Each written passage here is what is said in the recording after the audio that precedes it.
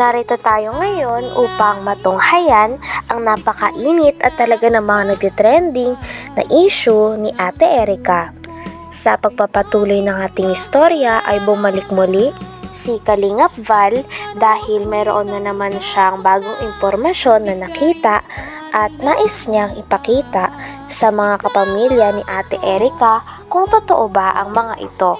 Gusto niya rin i-confirm kung sila ba ang pinapatamaan ng mga tao na nakita ni Kalingap Val Santos Matubang na nagpo-post para sa kanila.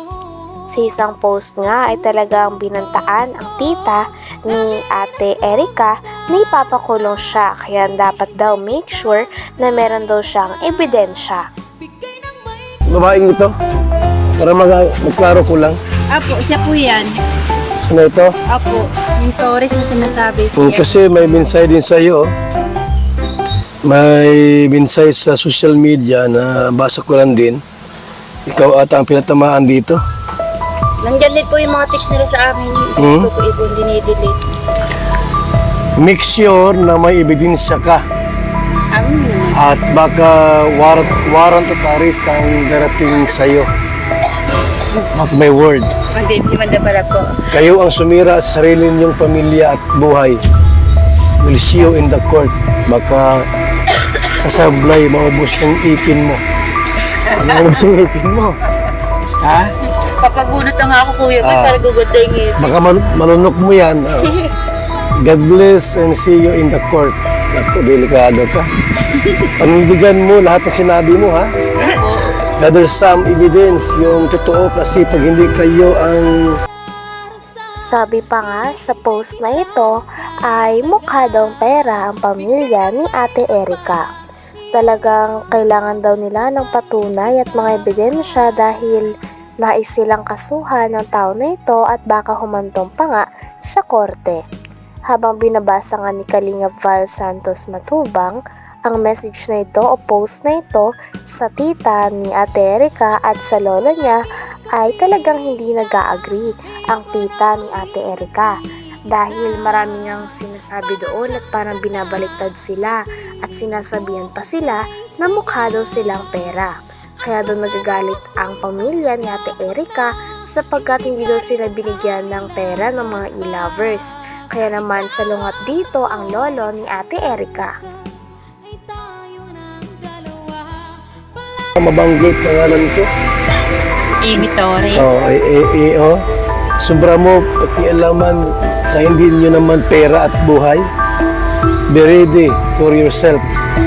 Nagpauto kasi kayo, yan, kayo din nagpapahiya sa korte. Nagpauto kasi kayo, yan, kayo din mapapahiya sa korte. Gagalit kayo kasi di namin kayo binigyan ng pera. Ano naman po ang kinagagalit po namin sa Kasi kanila. mukha kayong pera. Yun nga po Kahit yun. nakabigay kami ng ilang bisis, dinay kayo ng dinay. Ano yun? Wala kami Bigay na. Bumigay ng pera. Ha? Tay, lulubig, so may minsay sa'yo. Nabasa mo na ito? Di pa. You know? From Amy Tunyaka Torres. Lulumigs. Ano kaya yung topic natin dito? Di ba pira at ikaw ang may hawak? Yung pira, hindi si May. Ito may hawak? Wala akong pera hinahawakan dyan. Huh? Yan o.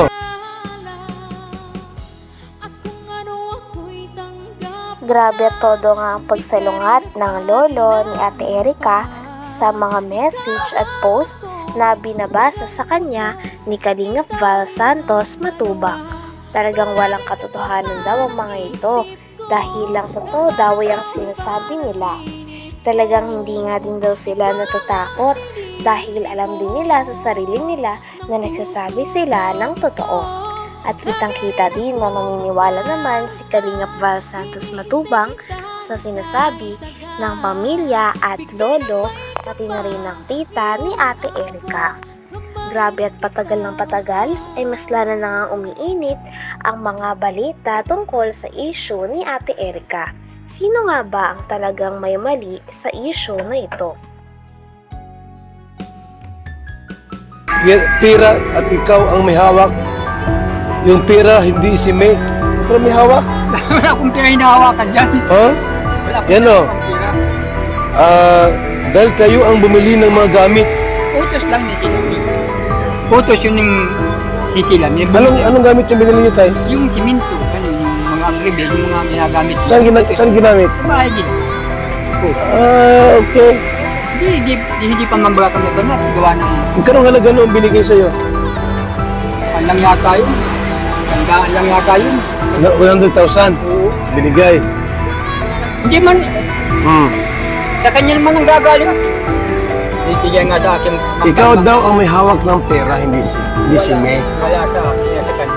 Siya nagbibigay ng pera pang bili ng mga Kaya ako tayo nandito para malinaw ko naman kasi baka mamiyas. Pero ang salita ko, yung pala, ikaw pala may kasalanan. Wala. Ha? Ako po sir talaga Oh. wala. Sinabi pa nga sa post na talagang parang sobra na daw ang pamilya, lalo na ang tita ni Ate Erika at ang lolo ni Ate Erika sa kanya. Kaya naman pinagtatanggol nga ng post na ito si Ate Erika at ang kanyang ate. Talagang sabi nga ng lolo ni Ate Erika ay napakarami daw maling impormasyon doon at talagang pinaliwanag din ni Lolo Miguel ang kanyang sarili sa mga manonood. Talagang marami pa nga mga bagay na hindi nalilinaw tungkol sa issue na ito, kaya mareresolba pa kaya ang mga ito? Dahil nagagalit na nga talaga si Lolo Miguel pati na rin ang tita ni Ate Erika. Talagang habang patagal na patagal ay mas umiinit na nga ang issue nito. Sino nga ba ang tunay na may mali? Ang pamilya ba ni Ate Erika o sila Ate Erika at ang kanyang ate? Namin and more pa in the court. Hindi naman na ka rin. Hindi kami natatakot. Don't miss Dahil it. Kasi lahat Oh. sa katotohanan lang po kami. You want to fix this. Ayaw niyo manahimik kasi. So, this is not a joke for us. And sorry. Sorry ha, need ko na po kasi magsalita. Sumubra na kayo kay Erika. Alam mo ko, Beget, yan. Kami pa po yung Nung hindi pa si Mrs. na, na ospital, ako ang inuutosan nila at wala man silang alam Mm. sa pagbibili ng mga ng steel bar, simento, graba, buhangin. Baka, Binibigay mo sa akin pera. Di, ako na siyempre ako nagkuhan sa sa hardware. Mm. Yun. At di siyempre ako talagang nagbabayad sa hardware. Tapirma ako doon. Pero sa kanilang gagaling ang pera. Ganun. May prueba naman din po kami kung Mm. yung nga kanino ang pera. Kahit tiyahin ko kapag salita. Oh. So, sumubra na kayo kay Erika. Grabe at todo explain nga si Lolo Miguel sapagkat mali-mali daw ang mga sinasabi nila sa post na pinapatamaan sila.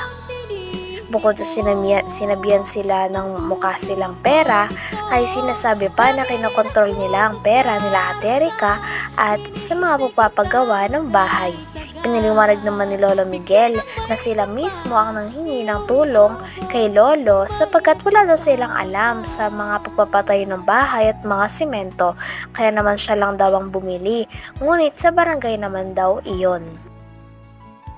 Anak, ang dapat ay obligasyon sa inyo. At wala kayong pakialam doon sa pera ni John A. o pera namin dahil hindi po sa inyo yun. Wala kayong karapatan sa pera niyan. Karapatan dahil nagpapatulong sila sa akin. Ang sabi, tulungan, wala silang alam, magbili ng magpagawa ng bahay. Ako nagpagawa ng bahay na yun. At yung bahay pong yun ay sa barangay. Looting yun, ako ang nagbili nun. Ngayon, ang sabi ko, doon sa binili nyo, nakuha, at ganyan din nangyari, walang kuryente, di itong madali at may kuryente. Di, pick ko namin yung kuryente, pinalo up namin, sabi ng kuryente. Ayun ang pinagawa namin para madali-dali nga. Ay, pira sa sabi na ako naghawak ng pira, hindi wala sa akin yan. Sila nagbibigay ng pira sa akin. Na Na pambayad sa mga biyada. inutusan ka lang. Utos lang. Nga po, ginamit lang ako. Ay, kung alam ko lang ang magkakaganyo, hindi ako masunod sa kanila. Yung ganyang ginagawa. Bakit tayo